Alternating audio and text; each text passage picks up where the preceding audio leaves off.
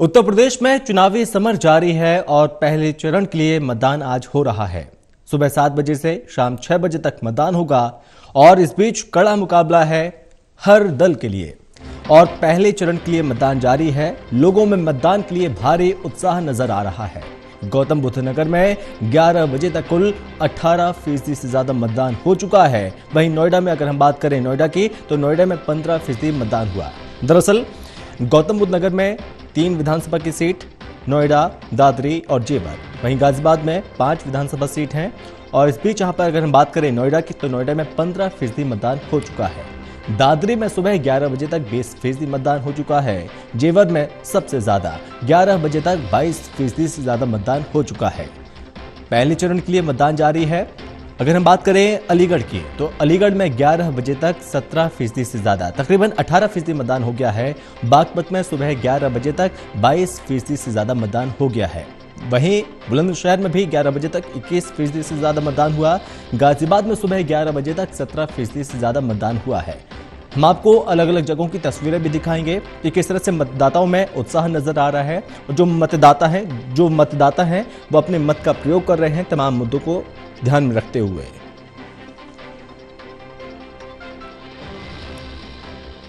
और इस बीच यहां पर आपको बता दें कि जिस तरह से हम आपको अलग अलग जगहों का वोटिंग प्रतिशत बता रहे हैं, इस बीच चुनाव अधिकारी का क्या कुछ कहना है वोटिंग प्रतिशत को लेकर, वो सुनते हैं।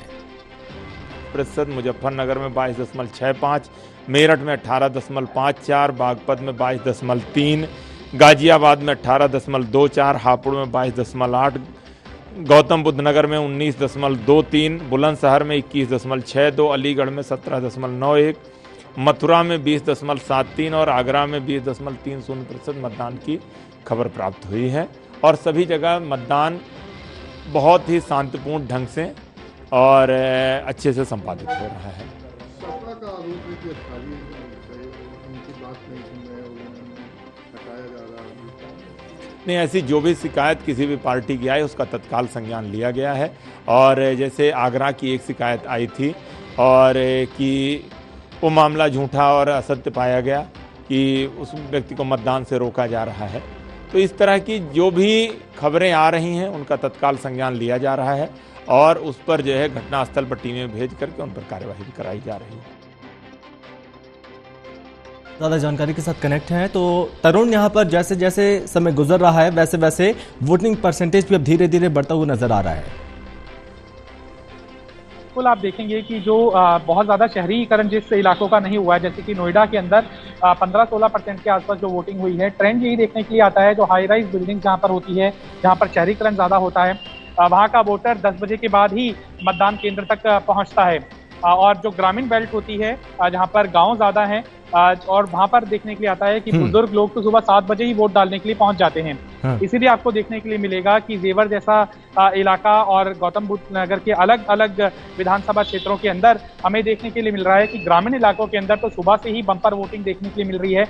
7 बजे के बाद से ही बड़ी संख्या के अंदर लोग मतदान केंद्रों तक पहुंच रहे हैं। लेकिन नोएडा, ग्रेटर नोएडा और जेवर के कुछ ग्रामीण इलाकों में हालांकि पोलिंग अच्छी हुई है, लेकिन हाई राइज बिल्डिंग के जो लोग हैं वो अब निकलना शुरू हुए हैं। मौसम खुशगवार बना हुआ है, यानी कि ज़्यादा सर्दी नहीं है। सुबह के वक्त हालांकि थी, लेकिन 10 बजे के बाद ट्रेंड देखने के लिए मिल रहा है कि लोग अपनी सुस्ती से बाहर आ रहे हैं। और जो राजनेताओं की एक मुहिम रही है, चुनाव आयोग की मुहिम रही है, लगातार मीडिया भी उनको सजग कर रहा है कि अगर आप वोट नहीं डाल रहे हैं तो फिर आपको सरकारों के ऊपर आरोप लगाने का या फिर उनसे जवाबदेही हासिल करने का कोई अधिकार नहीं बचता है।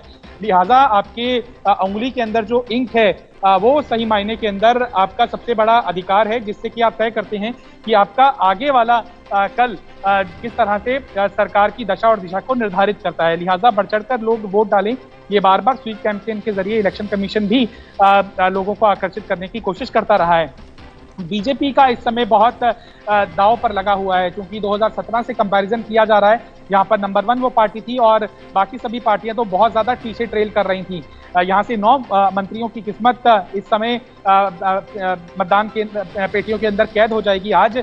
और ये माना जाता है, हालांकि सत्तारूढ़ दल इसको ये तर्क देकर काउंटर करता है कि लोग वापस से चाहते हैं हमारी सरकार को, इसीलिए बढ़ चढ़कर वोट कर रहे हैं। लेकिन जो चुनावी पंडित हैं, जो हर एक राज्य की चुनाव की स्थिति के ऊपर गहन आंकड़ों के जरिए आंकलन अपना प्रस्तुत करते हैं। उनका यही कहना होता है कि किसी भी विधानसभा क्षेत्र के अंदर अगर बहुत ज्यादा वोटिंग हुई है, 7 से 10% का वहां पर वोटिंग परसेंटेज के ऊपर फर्क पड़ा है, तो ये कम से कम माना जाता है कि लोगों के अंदर अपने स्थानीय विधायक को लेकर रोष है और अपना रोष वो वोट की चोट से प्रकट कर रहे हैं।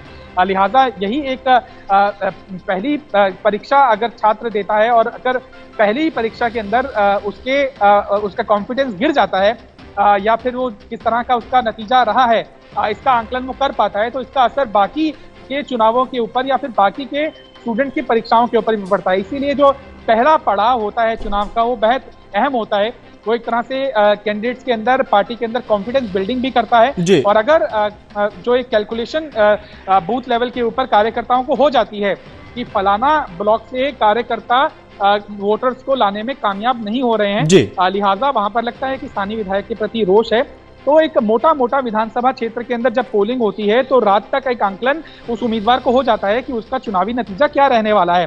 लिहाजा एक कॉन्फिडेंस बिल्डिंग के लिए ये अहम पड़ाव के ऊपर है और इससे निर्धारित होगा कि आगे आने चरणों के लिए पार्टी कितना दमखम लगाएगी या कितनी आश्वस्त हो जाएगी। चूंकि तरुण, चूंकि 58 सीटों में से 12 ऐसे जगह हैं जहां पर सेंसिटिव जैसे घोषित किया गया है और इस बीच यहाँ पर कई जगहों से गड़बड़ी की खबरें सामने आ रही हैं, लाइक बागपत, कैराना, मेरठ, इन जगहों से गड़बड़ी की खबरें सामने आ रही हैं, तमाम आरोप लगाए जा रहे हैं। अब देखिए, किसी भी छोटी से छोटी जगह पर भी चुनाव हो, हालांकि ये नहीं होना चाहिए। चुनाव आयोग लगातार उसमें सुधार जरूर करता रहा है कि लेकिन टेक्निकल ग्लिचेस के कारण कई जगहों पर पोलिंग कम देरी से शुरू होने की शिकायत या फिर लंबी कतारें इतनी हैं, लोगों को वोट डालने के अंदर समय बहुत ज़्यादा लग रहा है या फिर वहाँ पर व्यवस्था ऐसी है कि बुजुर्ग लोग पोलिंग स्टेशन तक पहुँच भी नहीं पा रहे हैं। हालांकि स्वीप प्रोग्राम के तहत चुनाव आयोग ये जिम्मेदारी जरूर उठाता है कि जो ऐसे असहाय लोग हैं, डिफरेंटली एबल्ड लोग हैं, उनके अपने घरों से निकालने की व्यवस्था चुनाव केंद्र तक, मतदान केंद्र तक लाया जाए और उनको वापस भी घर तक छोड़ा जाए।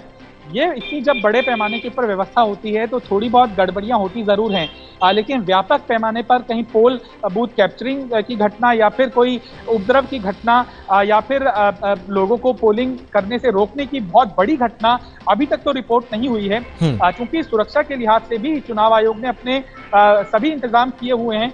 सेंसिटिव पोलिंग स्टेशन इसलिए भी डिक्लेयर किए जाते हैं जहां पर अतिरिक्त फोर्स लगाने की जरूरत होती है। लिहाजा अभी बहुत बड़ी संख्या के अंदर ये समस्या दिखाई नहीं दी है कि लोगों को वोट डालने के अंदर कुछ असामाजिक तत्वों के कारण या फिर टेक्निकल ग्लिचेस के कारण बड़े पैमाने पर दिक्कत आ रही है। जी, और तरुण, हम लगातार अपने टोटल टीवी के माध्यम से दर्शकों से अपील भी कर रहे हैं कि एक एक वोट जरूरी है, आप लोग भी मतदान करें और निर्वाचन आयोग भी लगातार लोगों से जागरूक अपील भी कर रहा है, लोगों को लगातार जागरूक किया जा रहा था कि लोग मतदान करें। और इस बीच खबर ये भी सामने आ रही है कि जयंत चौधरी वो वोट डालने नहीं जाएंगे बिकॉज उनका कहीं और शेड्यूल है, वो बिजी शेड्यूल में कहीं और जनसभा करने जा रहे हैं, इस वजह वो वोट डालने नहीं जाएंगे।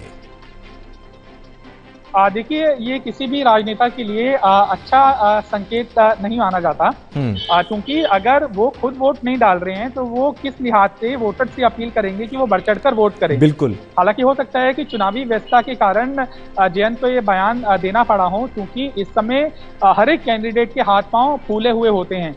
मुझे नहीं लगता है कि किसी भी बड़े नेता को बीती रात को नींद भी आई होगी, क्योंकि बड़े नेताओं के साथ साथ वैसे भी उम्मीदवार जो चुनाव के अंदर जा रहे हैं, लास्ट टाइम तो वो माइक्रो मैनेजमेंट करने की कोशिश जरूर करते हैं। कुछ एक जो पक्ष नाराज होते हैं, समाज में जो बहुत बहुमूल्य योगदान देते हैं, उन बड़े लोगों से भी रात में एक अंतिम बार अपील जरूर करने की उम्मीदवारों की कोशिश होती है। व्यक्तिगत मिलने जाने की भी जरूर कोशिश वो करते हैं।